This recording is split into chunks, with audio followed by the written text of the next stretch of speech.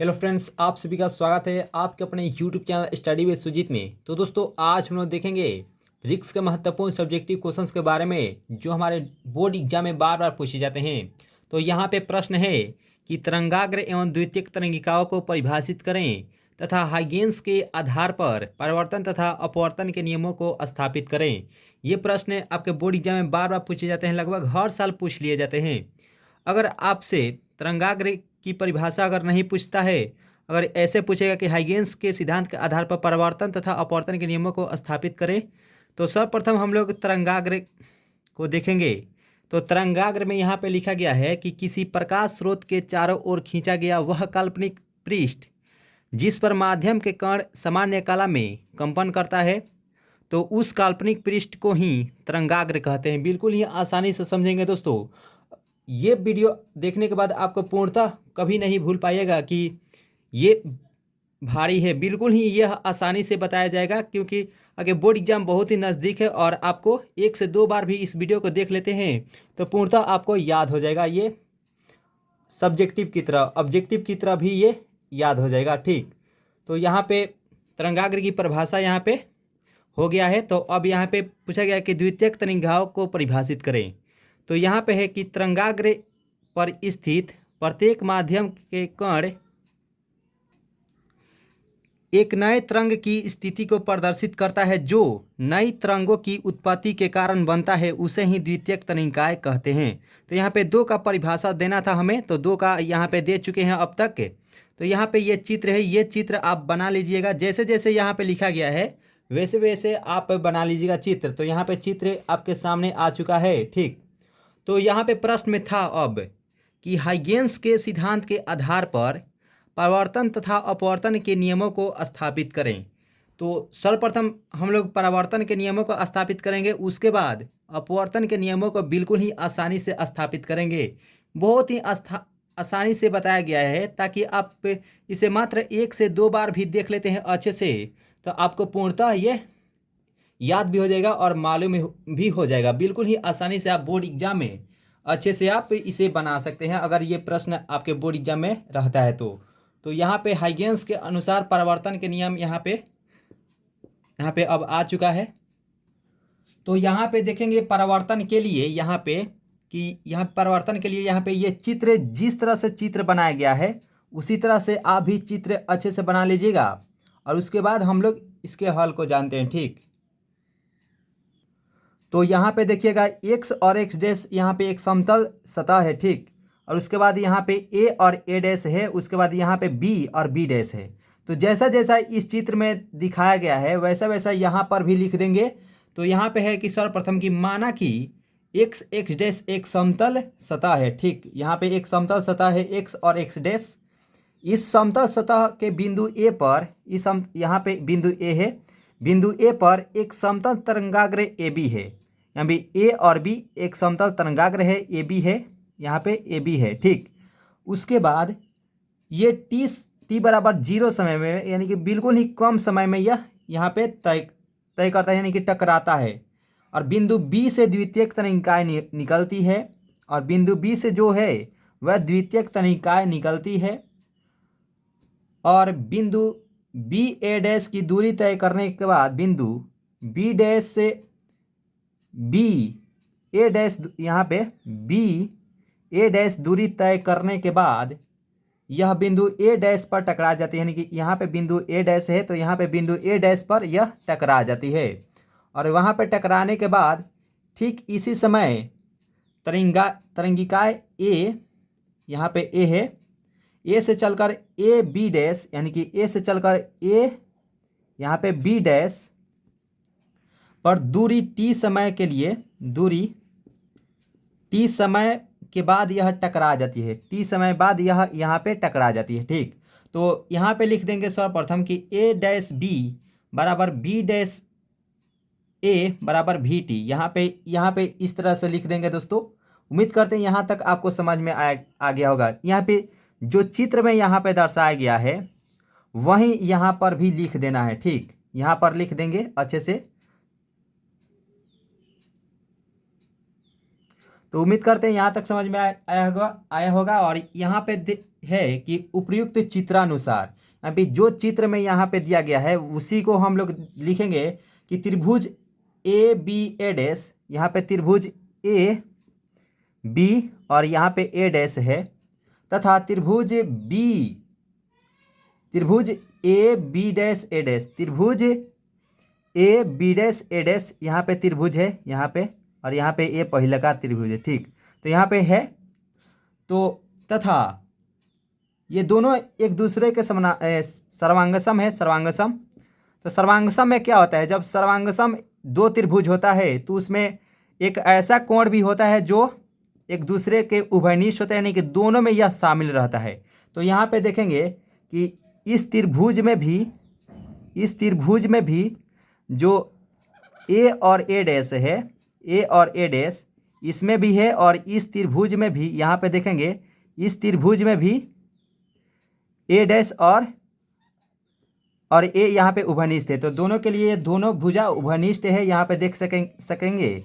तो दोनों के लिए यह ए डैश और ए उभयनिष्ठ है। तो यहाँ पर नीचे आएंगे तो नीचे आने के बाद यहाँ पे लिखेंगे कि इसलिए कोण बी ए डैश बराबर कोण ए डैश बी, यहाँ पे इतना लिख देंगे। तो यहाँ पे कोण आई बराबर कोण आर यहाँ पे सिद्ध हो गया, जो कि परावर्तन का यह दूसरा नियम होता है दोस्तों। ये प्रथम नियम होता है, प्रथम परावर्तन का दूसरा नियम तो साइन आई बटा साइन आर होता है। तो यहाँ पे प्रथम नियम यहाँ पे सिद्ध हो चुका है। यहाँ पे दूसरा नियम हो जाएगा परावर्तन का। ये परावर्तन का दूसरा नियम है दोस्तों। तो यहाँ पे फाइनली यहाँ पे सिद्ध हो चुका है। यहाँ पे देखते होंगे कि यहाँ पे फाइनली सिद्ध हो चुका है। तो आप भी ऐसा ही अगर सिद्ध करते हैं तो बिल्कुल ही 5 अंक मिल जाएगा, बिल्कुल ही इतना ही अगर आप अच्छे से सिद्ध करते हैं तो। उम्मीद करते हैं आपको समझ में आया होगा। तो यहाँ पे प्रथम ए को परिवर्तन के लिए जितना जो था वो आपको समझ में आएगा। बिल्कुल ही इतना ही दूर में यहाँ पे इतना लिख देंगे। अगर परिवर्तन के लिए पूछेगा हाइगेंस के अनुसार परिवर्तन के सिद्धांत को स्थापित करेंगे तो इतना अगर आप लिखते हैं तो आपको पूर्णतः 5 अंक मिल जाएगा दोस्तों। तो अब बात आती है अपवर्तन के सिद्धांत के लिए। तो अपवर्तन के सिद्धांत में क्या होता है दोस्तों, यहाँ पे चित्र है। तो यहाँ पे आप चित्र अच्छे से देख लीजिए। यहाँ पे दिया गया है चित्र की, यहाँ पे एक आ रही है इधर से किरण, और एक्स और एक्स डैश एक समतल सतह है, यानी कि एक पृष्ठ है। तो वहीं जिस प्रकार से यहाँ पे चित्र में दिया गया है वही चित्र आपको बना लेना है कॉपी पर। और यहाँ पे देखेंगे जो V1 और V2 है यह एक दूसरे के माध्यम है, यानी कि ये प्रथम माध्यम है और ये दूसरा माध्यम है। यहाँ पे B डैश है कोण के ऊपर, और यहाँ पे कोण जो है ये B है, और यहाँ पे बिंदु ए है, ए डैश है, और यहाँ पे ए है बिंदु। तो इस प्रकार से हम लिख देंगे। और यहाँ पे जो लंबवत हुआ है ये R है और ये कोण R है, और ये भी जो लंबवत हुआ है यहाँ पे कोण I है और ये I है। ठीक, तो इस प्रकार से हो गया दोस्तों। तो यहाँ पे अब लिखेंगे कि माना x और x डैश एक पृष्ठ है। जो x और x डैश है यह एक प्रकार का पृष्ठ है जो दो भिन्न माध्यमों को अलग करता है, यानी कि जो भिन्न दो माध्यम है V1 और V2, और इन माध्यमों को तरंगों की चाल V1 तथा V2 है। और सबसे पहले बिंदु B से द्वितीयक तरंगिकाएं निकलती है, और सबसे पहले बिंदु B से द्वितीयक तरंगिकाएं निकलती है जो T समय बाद A डैश पर टकराती है। तो यहाँ पे A डैश है तो यहाँ पे आकर टकराती है T समय बाद, क्योंकि T समय बाद बिंदु B A डैश से यह टकरा जाती है। और उसके बाद अतः द्वितीयक तरंगिकाएं B A डैश तक चलने में तय की गई दूरी B A डैश बराबर हो जाएगा V1T। तो यहाँ पे प्रथम 1 माध्यम है और यहाँ पे T समय है। तो V1 इस प्रकार से हम लिख सकते हैं बिल्कुल ही आसानी से। यहाँ पे ठीक उसी बिंदु पर, ठीक बिंदु A से और ठीक यहाँ से बिंदु A से द्वितीय तरंगिकाएं आगे की तरफ, यहाँ से आगे की तरफ निकलती है, और निकलने के बाद और बिंदु B डैश पर पहुँच जाती है, और निकलने के बाद यहाँ पे बिंदु B डैश पर पहुँच जाती है। यहाँ तक आपको समझ में आया होगा उम्मीद करते हैं। अगर अच्छी लग रही हो तो इसे एक लाइक जरूर कीजिएगा दोस्तों। और यहाँ पे तो इसलिए हम लिख सकते हैं बिंदु B डैश A बराबर v2t, क्योंकि यहाँ पे ये t समय में यहाँ पे कार्य किया गया है और v2 जो है यह एक माध्यम है दोस्तों। तो यहाँ पे एक माध्यम है, तो चित्रानुसार यहाँ पे देखेंगे, चित्र के अनुसार यहाँ पे चित्रानुसार त्रिभुज बी, यहाँ पे त्रिभुज देखेंगे, त्रिभुज बी ए डैश से, त्रिभुज बी ए और ए डैश में देखेंगे। तो यहाँ पे हम चित्र बना लिए हैं, तो आपको समझाने के लिए अच्छे से कि त्रिभुज बी ए डैश, तो हम लोग इस समीकरण में जब देखते होंगे तो हम जानते हैं कि साइन आई बराबर साइन आर यहाँ पे पढ़ते होंगे।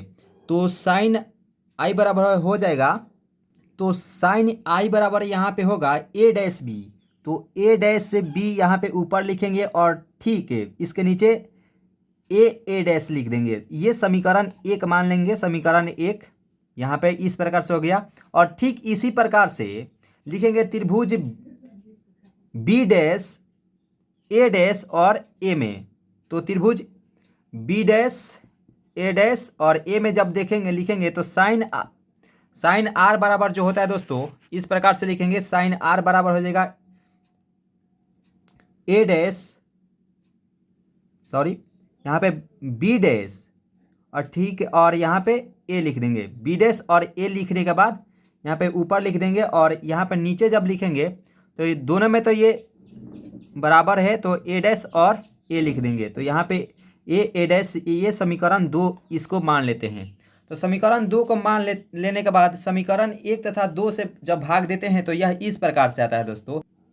तो समीकरण जब 1 और 2 से जब भाग देते हैं तो साइन आई बराबर हो जाएगा, ये समीकरण 1 है और यहाँ पे समीकरण ये 2, तो ए डैश तो दोनों में यहाँ पे सेम ही है, तो दोनों को यहाँ पे कटा देंगे। तो अब बचा sign I upon sign R यहाँ पे और ए डैश बी और यहाँ पे ए बी डैश। तो यहाँ पे जो माध्यम लिए गए था तो v1t और v2t, तो t से t खत्म है और यहाँ पे v1 अपॉन v2, तो यहाँ पर साइन आई बराबर साइन आर यहाँ पे आ चुका है दोस्तों।